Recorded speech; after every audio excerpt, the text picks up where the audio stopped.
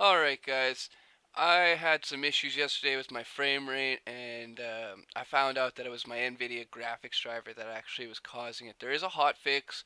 Google GeForce Minecraft hotfix and you'll get the link. So I just wanted to take you through a walkthrough of my Skyfactory once more, now that my frame rate, as you can see, is a lot better. So I'm going to take you for a little walk. We're going to go through and I'm going to show you everything. I'm going to actually go full screen for this, or first person rather. So it was just raining a second ago, so you can actually see how this works now. All these are full, some of them are starting to get pulled down, and all of that is going down in there. You can see water's going in, water's coming out. There, that one just got sucked down. And all of that's getting pumped into there. And we'll go check that out after. So that's the rain collection system. And then we have our dirt creation system, as I showed earlier. Dirt goes in this box, goes into each of these. That's piped underneath. And then above comes out the dirt. Wonderful. So the creosote, or the coke oven, this gets you creosote oil. I'm not gonna go too much into that. What I did kind of skip over yesterday, and I didn't explain, were I've got a bunch of alloy smelters here that I use for making like conductive iron or my yellorium bars and stuff like that that I need. Or not yellorium. What's the other one? That doesn't matter. And then down here I've got a sag mill just crushing. I got two sag mills crushing up some coal for me because I need to. I got a project on the go. So up here I had all those sieves, computer, boop boop, and I moved those all down here. Oh my god, is this not running a whole lot better? Wow, amazing. So let's go take a look at these auto hammers and sieves now. So what I had originally done, I've got this one's on its own. I'm gonna actually take that and connect it to there and remove that cobblestone generator, put that somewhere else, actually use that. So I've got two diamond cobblestone generators feeding this whole array, and the cobblestone goes in the first one, gets turned into gravel, gravel goes in the second one, turned into sand, sand to the third, turned into dust. And finally, to our sieves, where we sieve it all through and get all our resources. Now, the second array here, this one stops at sand, and then the final one here is actually just doing gravel. Up here, you'll notice there's four of each. That's because I have one for each of the mesh types. And this is not working. What? Why are you not oh, there we go. It's just taking a while. So I've got one for each of the mesh types, so I can get all of the resources that I like every type of resource from that.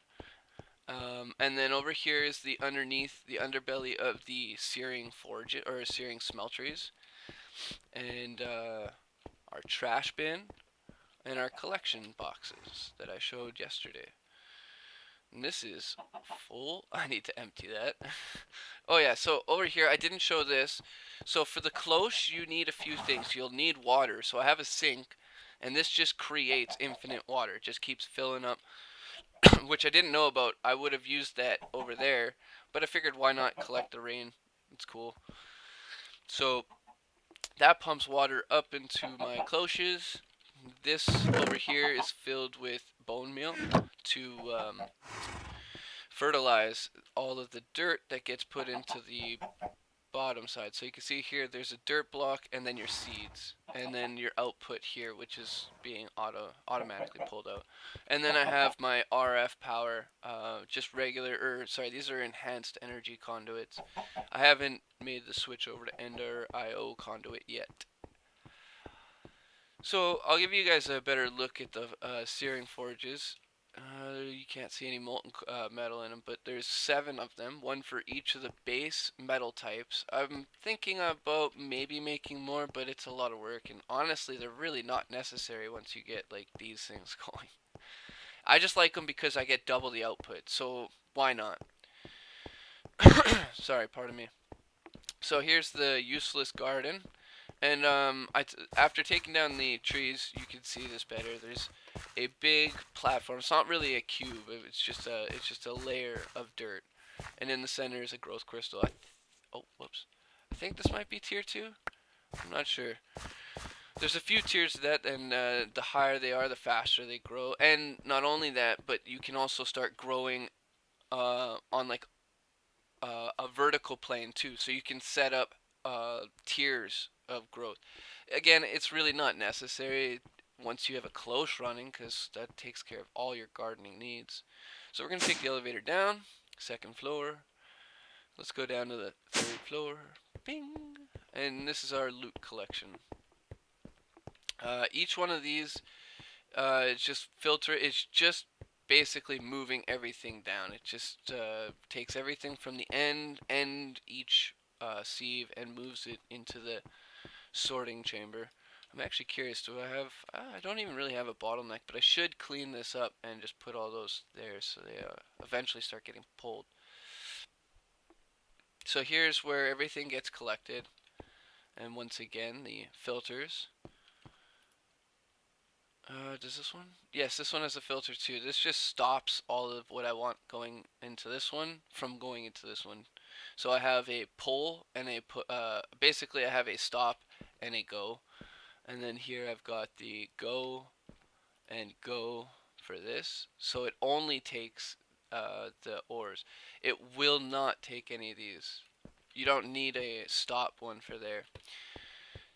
The obsidian generator, slowly building up my obsidian. I'll come collect that eventually. And then, so what I had to do here is, because I built my reactor all the way down there, which you can see. Ooh, look, you can see that pretty good from up here.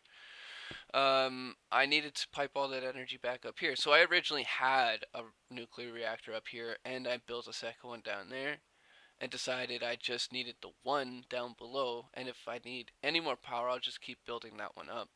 So I piped all this down, and now that one nuclear reactor generates more than enough power to power absolutely every one of my machines. Over there is the clay water input, and we'll go down to, oh wow, look at this. You can even see this is where I was freaking out yesterday. My floor finally spawned. Nuclear reactor here, let's take a look. Doesn't even use that much because I'm not taking very much. It doesn't really use a lot of fuel. My legendaries or my epics are getting pretty full. I'll have to take some of those. Garbage bin. And the garbage, what I have is just gunpowder, arrows, string, and bone because I have too much of all of that, and I can get those resources elsewhere. I'm not too worried about getting them from the loot, from my enemy spawner. I'm thinking I'm probably gonna get rid of these birthday cakes, but the chance cubes are what I really want. Chance cubes, golden apples, and some of these other like spider eyes and whatnot that you don't get much of. The bat bags, I'm gonna start throwing those out too. And everything else I'll probably keep because it has some use. So I want to go over this filtration system a little bit better for you guys because I kind of skimmed over it yesterday, and it's actually really quite sophisticated. It works really well, but it was just a pain in the ass to set up, and I don't really like the way it looks. I think I should probably hide it. But on the top of this and this storage crate, we have item collectors, and they're set up to pull from a distance of 10, so it gets the entirety of this loot collector. All of that goes into those two chests, and from there I have the initial sorting take place. From this one we have just Inferium Essence, Ender Pearls, and our loot bags, as well as Redstone, get funneled into the center. Same with that side. And then on the other side, all of the other stuff, basically all like the garbage, gets put into that chest, then filtered from there into the store crate. Which, again, this is where I mean, like, this could have been done so much better. That chest is unnecessary. The only thing that actually helps with is it allows for more storage overall. Before I had the trash can set up, I was filling up really, really quickly. So by having those extra chests there, it gave me a bunch more actual storage space before I completely bogged down my network. So from there, all of the loot bags and Inferium and Redstone all go into there, and then just the loot bags start getting funneled through here. They get crafted up and pushed through, till finally they make it to the epic stage, and then I collect all those. Every now and again I'll come down, just pick them up when I need to check my reactor. And the same exact function that takes place on the left side takes place on the right side. So I'm just sort of splitting the work so it doesn't have to work twice. Like I'm making it work less, or it's twice as efficient. And then so inside this box, I'm not going to go in there because well, not right now because I'm down here, the enemies aren't there, but it's a it's a fairly decent size. I think it's only about 6 deep because I don't have the best fan upgrades just yet. But these two blocks here are mob fans with some modifiers in them for width, height, and push. And at the very back wall there's a bunch of spikes, and that's how it works. So all the enemies get spawned, the fans blow them back into the spikes, and it kills them. And because I have set it up with the height modification, I'm actually killing all the bats and spiders and everything that's on the roof that can sometimes otherwise not die, and will end up filling up your spawner and making it less efficient. If you don't kill everything, you're slowing down how much you can actually gain. So you want to make sure that absolutely everything that spawns in here dies. Also, the reason it's on the bottom is because the way Minecraft works, when it's spawning its enemies, it spawns from the very bottom of the world up. And so by having this down here and making sure no enemies spawn up top, I have the most efficient mob spawner I can possibly have. And so yeah, that's a little bit more in depth and a much better quality. I hope you guys enjoy the walkthrough, and if you have any questions, please feel free to ask, and I hope to see you again. Thanks. Bye.